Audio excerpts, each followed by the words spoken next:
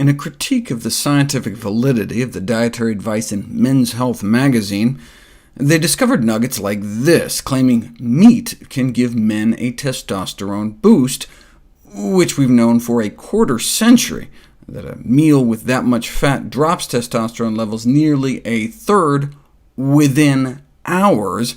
In fact, a significant drop of both free and bound testosterone in the bloodstream within just an hour of it going in one's mouth, whereas a low-fat meal, mostly carbs, has no such effect. Based on in vitro studies on the effects of fat on testicle cells in a petri dish, they suspect fat in the blood may actually suppress testosterone production in real time. But even holding fat levels the same, if you feed people lots of meat, fish, poultry, eggs, and then switch them to a diet with about the same amount of fat, but instead bread, fruit, vegetables, and sugary junk, all their testosterone levels go up.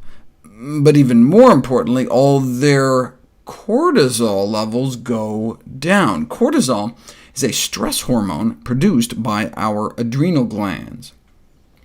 Having low stress hormone levels is a good thing, because high cortisol levels may strongly predict cardiovascular death in men and women, both with and without pre-existing cardiovascular disease.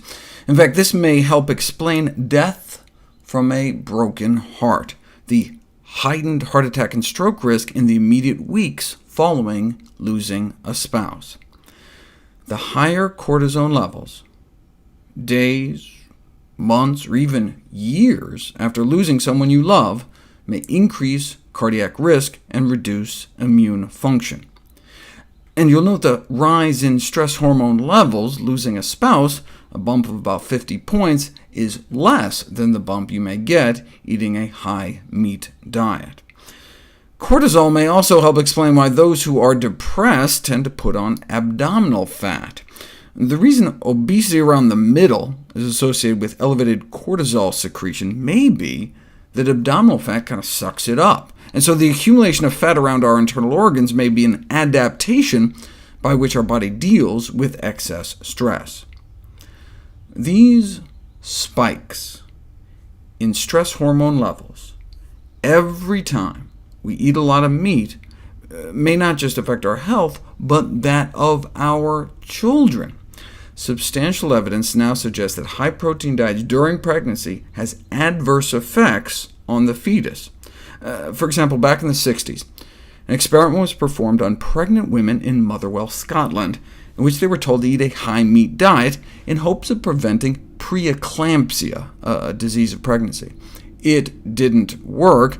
In fact, the lowest preeclampsia rates I've ever seen were among women eating strictly plant-based diets, only one case out of 775 pregnancies. Preeclampsia normally strikes about 5% of pregnancies, so there should have been dozens of cases, suggesting a plant-based diet could alleviate most, if not all, of the signs and symptoms of this potentially serious condition. But what did happen when pregnant women went from eating about 1 portion of meat a day to like 2 portions of meat every day?